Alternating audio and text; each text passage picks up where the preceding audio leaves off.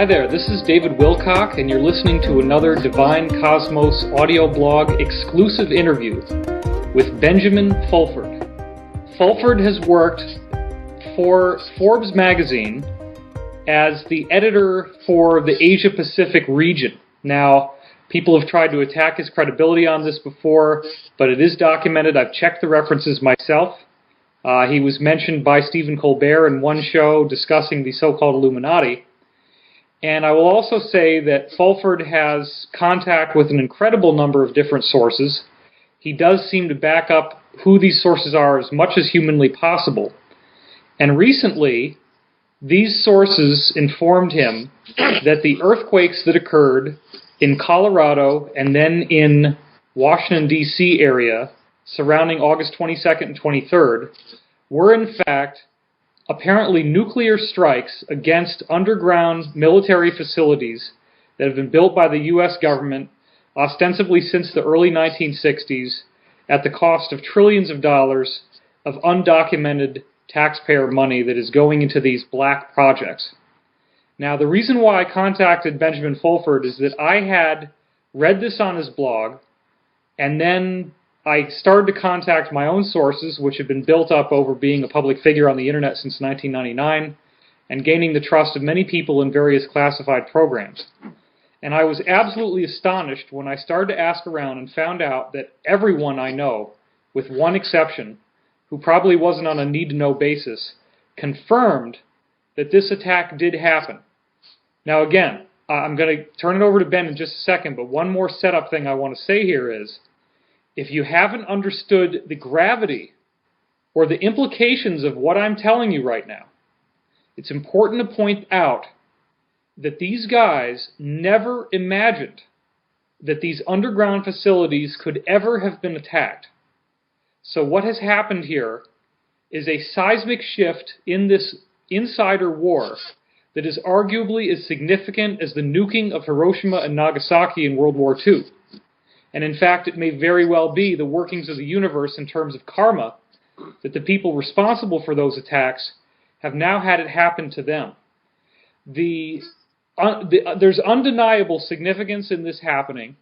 I was astonished at the depth of detail that I've been able to get from my own sources about what happened. I've been told that the situation is now considered code red. However, it's also being withheld from most of the people in these programs. It's on a need-to-know basis, and even the sources I'm in contact with, all except for one, did not even have the need-to-know basis high enough to know why this had happened, or who was responsible for it. So the only thing that we know is that the powers that were, as I like to call them, have been putting out stories on the internet about this event. And what they're actually doing is they're trying to mine for information. They want to find out who knows what. And I am astonished that my own sources lack the knowledge that Benjamin Fulford has been putting out as to who is responsible for this and why it is responsible. But my intelligence suggests that it's possible that as many as 30,000 people were in each of these two underground cities at the time that it went off. So we're talking about the potential of 60,000 deaths. And we're also talking about the potential that anyone else working for these programs who is in one of these facilities, which could either be underground or possibly off-world, such as in a space station or on the moon or elsewhere, they are now totally alone and unguarded. They are not going to be protected. They are not safe. And their superiors are not informing them of the risk that they now are in by being in those locations. I want to set the record straight. I want to get the man to talk to you, the public, and hear firsthand what the hell is going on, who did this, why did they do this, and what are the implications. So Ben, that's my intro. Let's hear from you now. I'm very interested in this. Look, there's been a very esoteric battle over control of the dollar printing machine. Okay, or the global financial system. What happened was that at the end of World War II, or during the Bretton Woods Accords of 1944, Britain, France, and the U.S. were given the right to control the world's currency. And they were supposed to have a Marshall Plan to develop Africa and Asia as well as Europe. But when they reneged on their promise, the group and instead started a fake Cold War with the Soviet Union, which was designed to support the military industries. The group of non-aligned nations, 77 nations, pooled their assets, all their wealth, their gold and other valuables, and set up some global collateral accounts. And they wanted to use this money to start the Marshall Plans for Asia and Africa. And President Kennedy agreed to go along with this after he found out that there was a group that was trying to very seriously get the Soviet Union and the United States to annihilate each other. This was the Cuban Missile Crisis. So there had some, and the historical accord is called the Hilton Green Memorial. Okay, this is available to any serious researcher in financial history. And President Sukarno was the signatory for the countries. And he was going to give Kennedy, they gave Kennedy 140,000 tons of gold, and he passed a law allowing Congress, not the Federal Reserve Board, to create dollars. And Kennedy also said, let's go to the moon instead of this Cold War, to stimulate industry. So he was saying, yeah, let's develop the poor countries and let's develop space instead of having this fake Cold War. And Kennedy did put out a lot of money, but he was assassinated. And as you know, the public space program just disappeared in the 1970s when that funding ran out and just stopped completely. President Sukarno was hounded from office. Now, the international agreement that left Britain, France, and the United States in charge of the world's financial system expired in 1994. That is why they wound down the Soviet Union. And after 1994, there was no accord at the very top level of the world's financial system about who would be in charge next. There was a split in the ranks. And the Chinese and the non-aligned nations were pressuring the oligarchs who were running things, who had been running things since World War II, to hand over control of the dollar printing press, the financial system, and they were reluctant. The International Court of Justice in The Hague was sued by the Chinese over gold that the Federal Reserve Board owners owed them. And the Federal Reserve Board owners lost this lawsuit, and they were told to hand over the gold starting on September 12th, 2001. And instead, on September 11th, 2001, as you all know, they gave the world a finger, and instead they marched on, they started this huge fake global war on terror, which was part of an attempt by the fascist groups from World War II.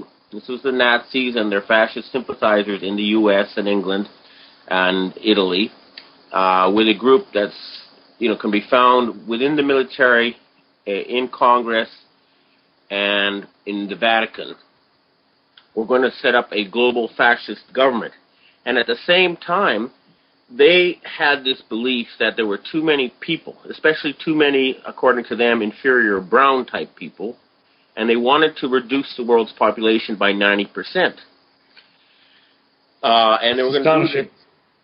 Yeah, but it's very well documented. I was invited to join this group by Heizo Takanaka, who was the Japanese finance minister for 5 years.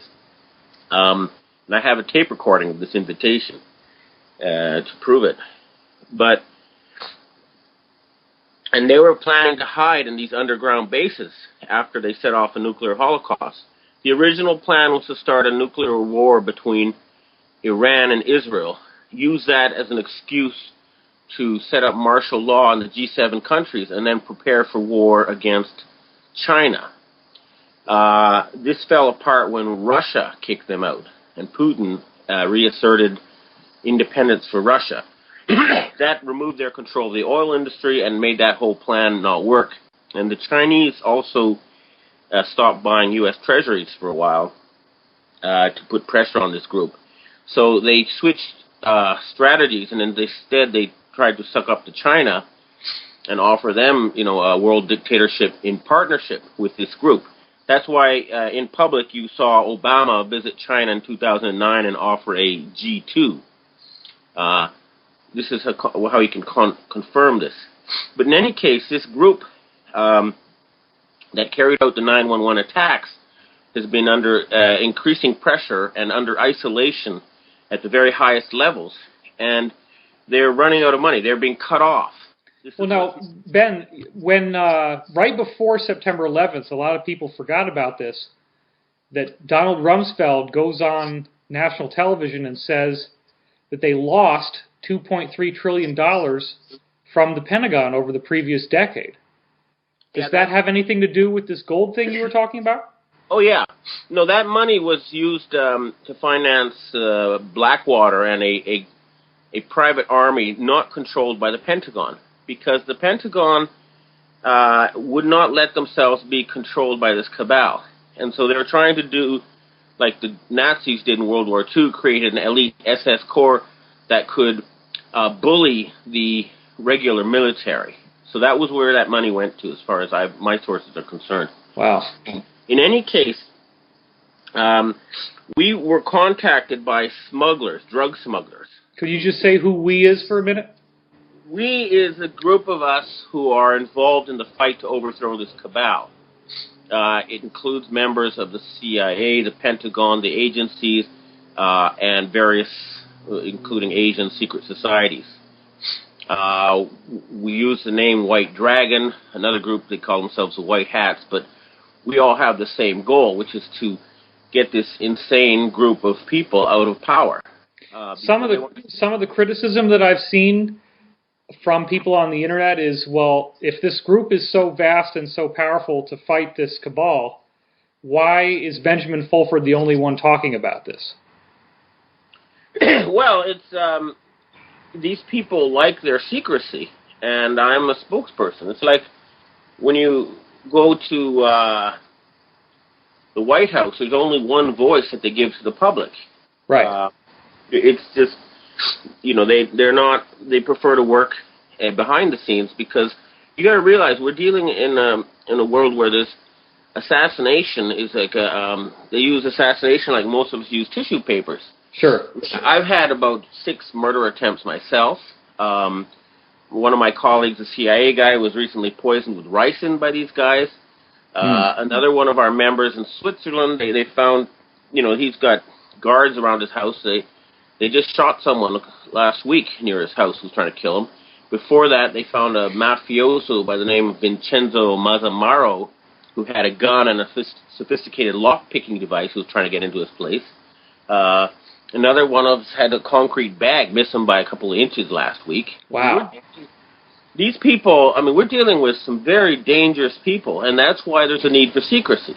I've also speculated that since you are in Japan and you're a gaijin, you're a foreigner, a white person, and you have the background of being a distinguished editor for Forbes magazine, that the fact that you are bilingual, you do speak fluent Japanese, there's plenty of videos you've done now that show that, might have been part of what gave you this platform to give these Asian secret societies a voice. Would you say that's correct? Well, what happened in my case was that I asked a very simple and obvious question when I was at Forbes. The Japanese people, that includes both public and private sector, have about $8 trillion worth of assets overseas. $8 trillion? Yeah, that's in the public record. You can go to the Finance Ministry homepage, the numbers are there.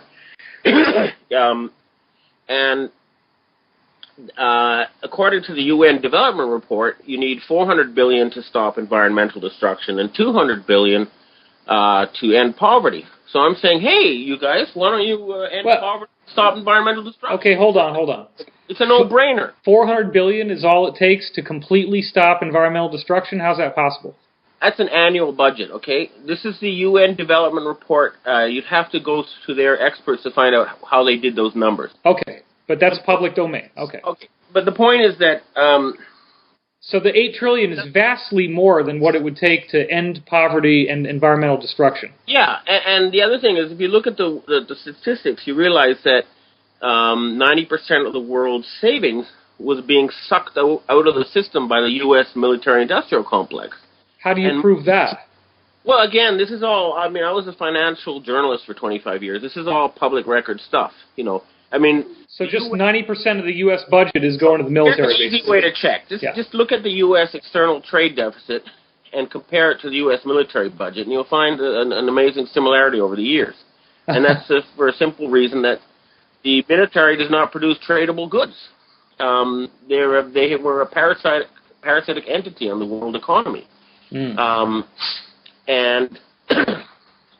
So what I said was simply, look, you know, why don't you just stop paying for this military? I told the Asians, and instead ask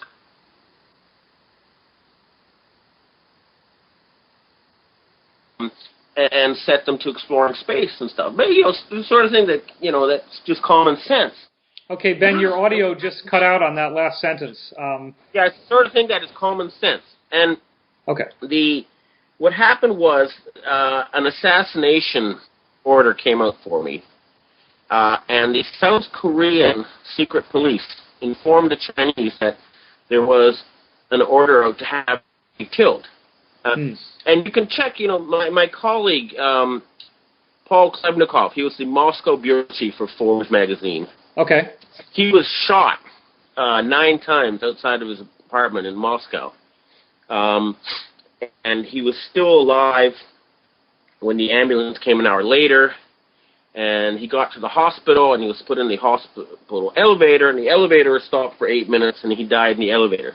Okay, he was investigating a member of this same group that I was. He was investigating Boris Berezovsky, one of the oil tycoons. I was investigating Heizo Takanaka, but they all go back to the same cabal. Right. In any case, the South Koreans told the Chinese that an assassination order was out for me. And this was because of my publicly calling for the Asians to stop spending their savings on this vast military machine. Which, you got to remember, during the Cold War, at least you had this anti-communism excuse, but the war on terror was so obviously fake that it was just ridiculous to anybody with, you know, who does any serious research or investigation. Right. So, I got invited to join a Chinese secret society that offered me protection from his hit order, and that's where I found myself in this world of, you know, secret world of financial power. And the group that offered me protection was the group that was behind the non-aligned nations, you know, I think, and it crosses borders. If you think in terms of countries, you don't understand how these people work, because they have big factions in China, in the U.S., and Europe, both against and for them. So it crosses borders. And if you think in terms of nation states, you won't understand how these groups work. But in any case, a financial battle started, and there were many, many public salvos. In 2006, the Chinese wanted to use their dollars to do something other than buy treasuries. They tried to buy the oil company Unocal. Congress passed a law saying they could not. So then they took their dollars and they went to Africa and South America and everywhere and started spending them on real things like mines and agricultural land and commodities, and not virtual things like fancy, impossible to understand derivatives products, which were basically con jobs. Ponzi schemes, yeah. Yeah, and so the other group, they tried to retaliate by jacking up food and oil prices. Remember, there were hunger riots in 33 countries at one point. Yeah. And it was an economist at the World Bank who pointed out that the reason there were people were going hungry was that they were paying farmers to grow oil instead of food. And that put an end to that. So then there was a counterattack, and they were told that we would no longer accept dollars printed within the United States. And that's what you know of as the Lehman crisis. And you can check this on the public record. If you look at Japanese export statistics from October or this November, say 2008, after the Lehman shock, you'll see something like a 76% year-on-year drop in Japanese car exports to the U.S. This was the Japanese and other people saying you can no longer use paper to buy stuff from the rest of the world. You have to trade with real things. Of course, your public was not let in on this. Well, that's where I think people's brain is going to get busted. What you just said is nobody publicly knows that this Lehman shock had anything to do with I know. with so Asia. The way to check it is to look at the export-import statistics after the Lehman shock. And the other way to check it is to look at the Baltic Dry Index. That's the price of shipping. You'll see the price of shipping dropped 90%, okay, right after the Lehman shock. Wow. And that's because the ships were no longer going to the U.S. full of stuff and then leaving empty. Okay? So these are ways people can verify what I'm saying with public record information. Good. Okay. Now, and then getting back to the blowing up of the nuclear or the underground bases, this group was being cut off more and more at the high level, and they were running out of money. They've been trying to extort money from various countries. They killed the youth group of the ruling party in Norway. That was this Norway attacks because they were trying to extort the $1.5 trillion oil fund the Norwegian government controls. They were saying, hey, we'll kill you if you don't hand over your money. Basically desperately trying to find cash. Yeah, they invaded Libya to take over their oil fields because the Libyans were told them, hey, we're not going to give you oil for your paper anymore. And in the case of Japan, again, I have sources who are actually drug smugglers who have been selling drugs in Japan for 70 years. These are CIA types. This is the CIA drug smuggling division, okay? And they told me that a nuclear bomb had been brought in with their latest shipment of drugs. This was a 70-kilo shipment of adulterated Thai marijuana that was brought in through Okinawa, and they found a nuclear bomb mixed in with it. And, of course, these guys, smuggling drugs is one thing, smuggling nuclear weapons is another. And they told the police, and they told me, and I made it public, and they followed the bomb as far as the North Korean Citizens Association headquarters in Tokyo. And I have independent confirmation from Mr. Paul Lane of Pentagon Military Intelligence. He was part of the Men Who Stare at Goats group, that 4 nuclear weapons were stolen from the Russian submarine, the Kursk, when it sank. I think it was in 2000 or something. And it was one of those nuclear weapons that was smuggled in. Then we have public... Stolen by who, though? Well, this is the Odessa group, the Nazi group, the one that was trying to set up a fascist world government, a Fourth Reich. Okay, how did they get to the Kursk to get these nukes out? I don't know the technical details, but they have submarine bases in various parts of the world. And so I'm assuming it was from these submarine bases. Well, next question then would be, why would they need to get it from the Kursk if they're powerful enough to make their own? You see, there's one thing to have. The public nuclear devices are under strict safety protocols. Okay. You can't just take them and then blow them up somewhere. There's just too many people involved in the chain of command. And they tried to do that. There were incidents where they just barely stopped a nuclear... Right, like the Minot Air Force Base thing? Yeah, exactly. Yeah. So these are not... And the soldiers did a mutiny and basically would not commit this broken arrow where that's what they called it in code terms. Yeah, well, there you go. And so what they needed was some nuclear weapons that were not under any official government control. Okay.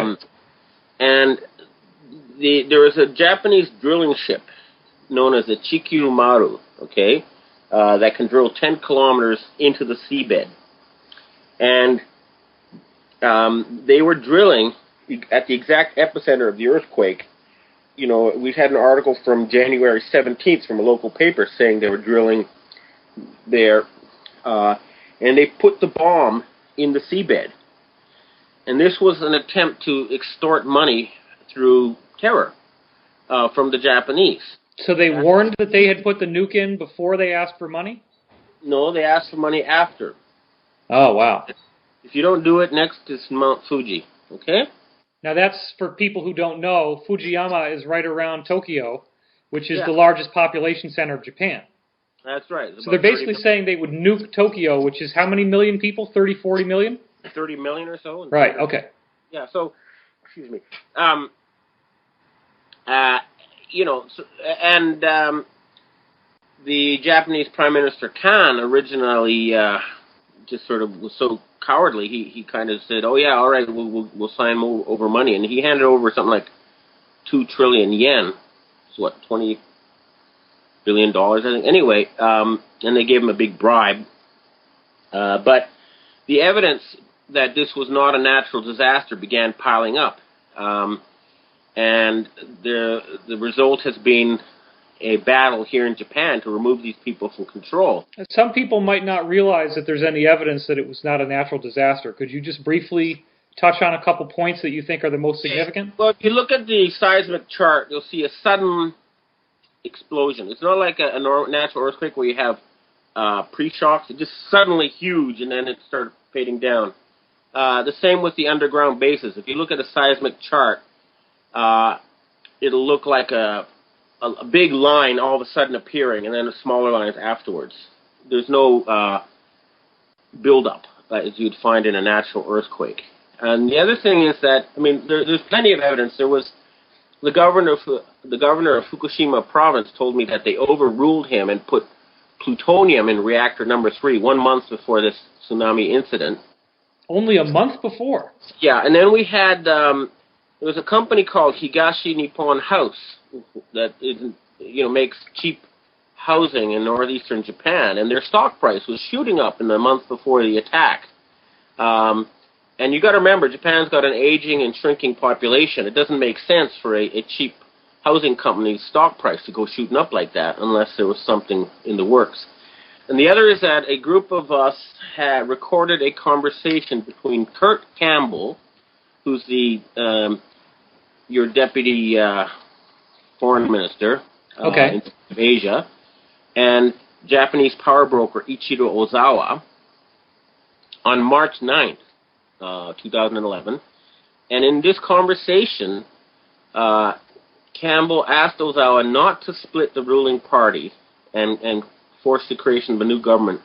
And they said that they would give him the rights to zeolite in Fukushima province.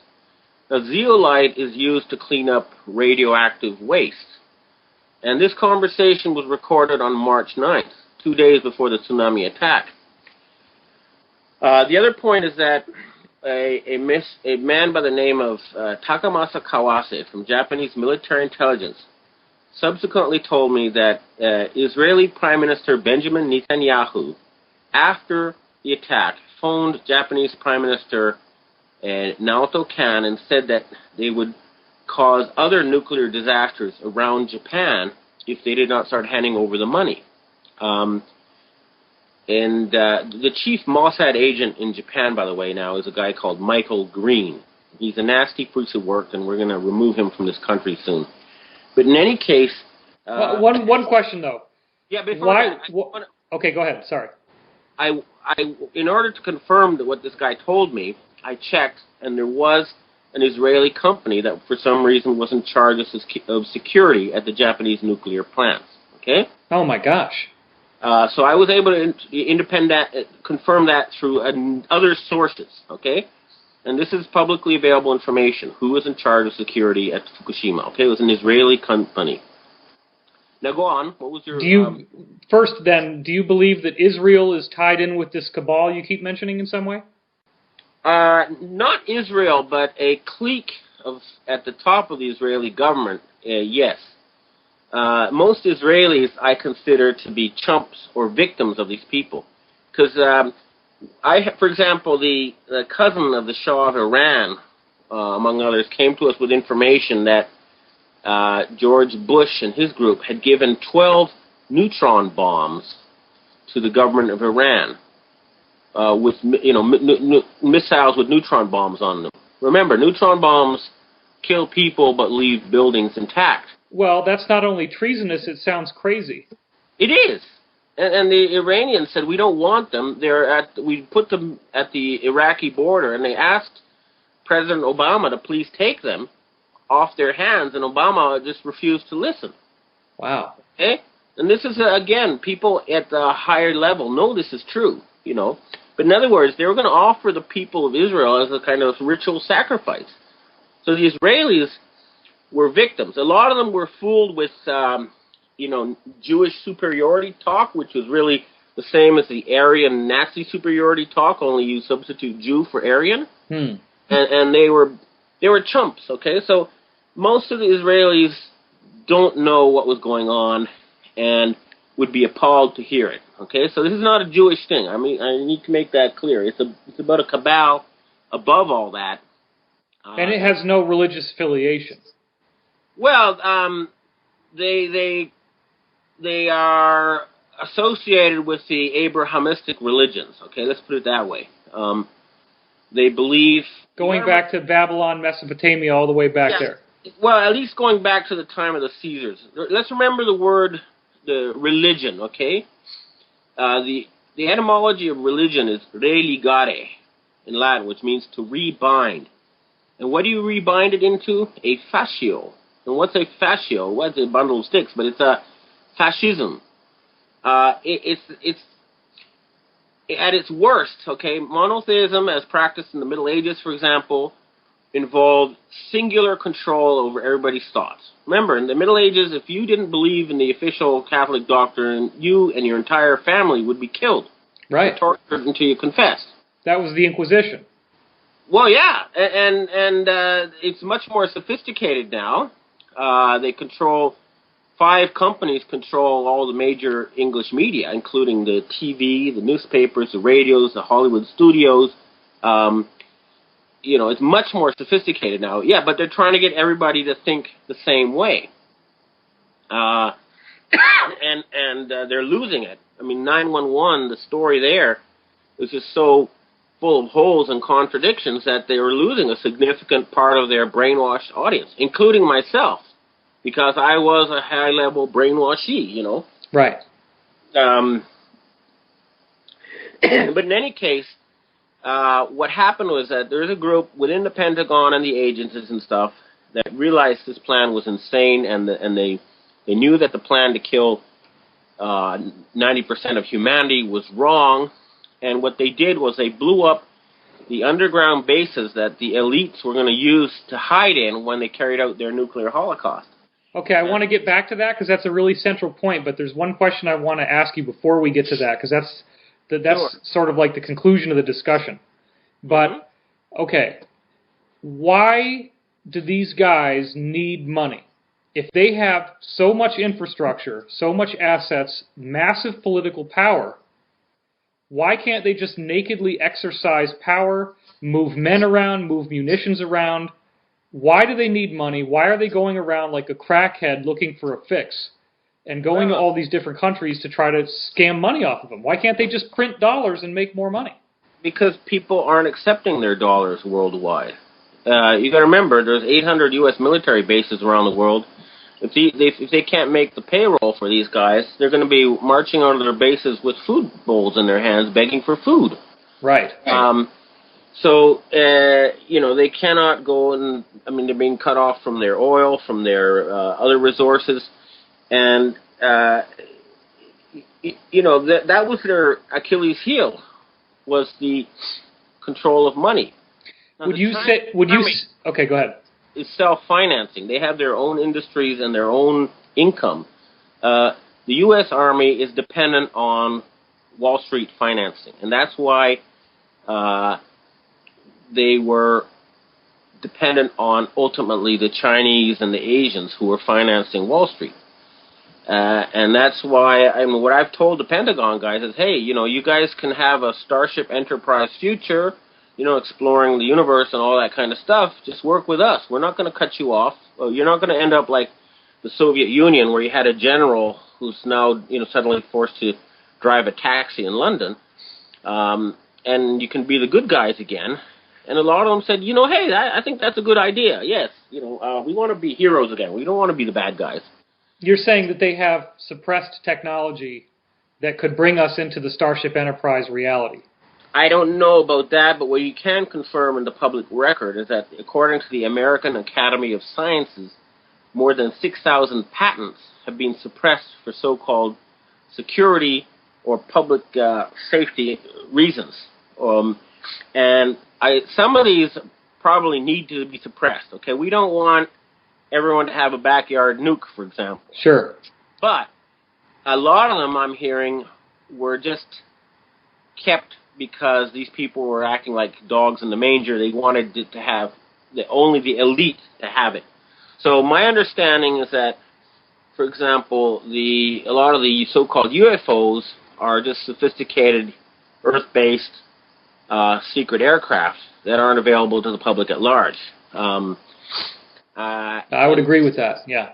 And so, the point is, let's develop these patents in a safe way, and you can have a boom time, such as we haven't had in a very long time. Right, instead of creating these financial products that are just voodoo, why not actually build infrastructure? And the existing military-industrial complex, I would argue, is probably the only entity on Earth that has the tools, the factories, the infrastructure, the staff to be able to accomplish this. Exactly, and that's why the generals are now on our side, and the people who are not on our side are mostly bribed politicians in Washington, D.C., and the Wall Street crowd. So they're being increasingly isolated. Now, what possible reason could they have, these adversaries? Why in the world do they think they want to reduce population? The average person, their mind shuts down because they can't conceptualize that anyone would be that evil. So what's their rationale, as far as you understood it? The story they tell me is that, look, we're destroying the environment. There's too many people for the planet to support. And the other thing is, these people are elitists. They believe in eugenics. And they say, plus, too many stupid people are breeding too much. Useless eaters. All they do is they destroy the environment, and they don't produce anything. They just sit around and watch TV, and we don't need these people. We want to eliminate the weak and the useless and just keep an elite. We want to improve the genetic quality of the human race by purging the garbage from the system. And we get to save the environment and create whole new natural ecosystems. I mean, I think, was it the Georgia Guidestones has their philosophy written out. 500 million people in permanent harmony with the environment. This is what their goal is. So they put it in eco terms. Okay, people forget the Nazis were great green people when it came to preserving nature and natural parks and all that kind of stuff. They were really gung ho. And you remember, in Mein Kampf, Hitler wrote himself that he wanted to enslave the non-white peoples and then kill them. It's right there, and it's the same group. They're the same Nazis, the same philosophy. In other words, they wanted, and the other thing is they're sort of the super elite. Were saying, hey, look, we're special. We're really smart. We're the elite, and we should rule the planet like god kings. And we'll need about 500 million slaves or so to keep us pampered, but the rest we don't need.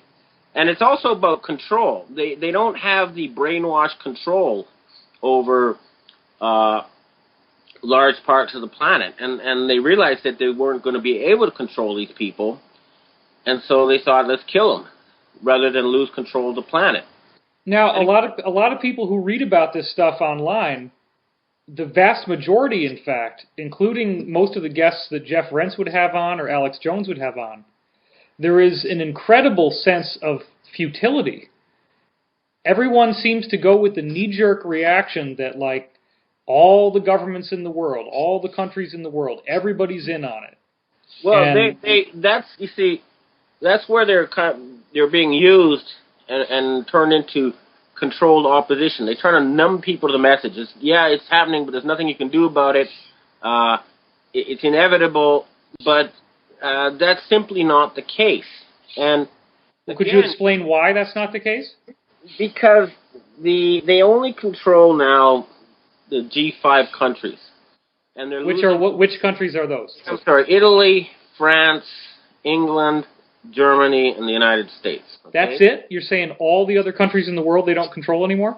Well, if you look at the countries that accepted the new, I think maybe they've got a few subject countries like Honduras and Colombia and stuff like that, but basically, if you look at the African Union, they put out their own currency backed by Gaddafi's gold, and they don't support these groups. Or most of the countries in Asia, Russia, China. What about European countries like Czechoslovakia, Bulgaria, Romania? They were at this meeting. There was a meeting in Monaco in the end of August. 57 countries were invited by the Swiss to discuss, cutting these people off financially and creating an international financial boycott against the controllers of the G5.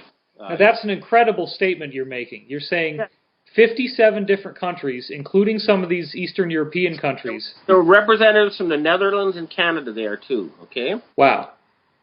And since... What about South America? Yeah, of course. And since then, more than 80 countries have signed on. So we're reaching a point where it's going to become public, okay? It's going to be on the airwaves. It's going to be on the news. They can't hide it much longer. Okay? Why the hell haven't they made this public already? If people are dying and these guys are trying to fake an alien invasion, that's one thing we keep hearing, that they want to do an alien 9/11. Why haven't they gone public already? You don't think they've tried? Look, I had a book proposal at the Berlin Book Fair, okay? 11 publishing companies wanted that book out there, including 5 major ones. And they all came back and said they were told by their bosses they couldn't do it. Wow. They've had people telling everybody I ever was associated with professionally that I had become an insane drug user, okay? They control the media. You got to remember that.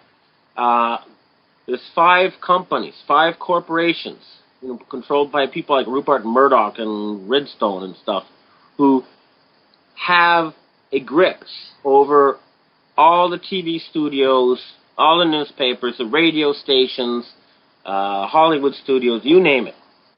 So if their economies are going to go down, they can then say that it's a global economic collapse. And it's not a global economic collapse. Again, if you look at the public statistics, you'll see that if you exclude the G5 countries, the average growth in the world economy last year was 7%. Holy crap. People are booming. It's not a world crisis. It's a crisis among the countries controlled by this cabal. And it's only these G5 nations. Wow. Yes. Look at the statistics. They're all there. It's all in the public record. You just have to look at government websites and stuff to check this out.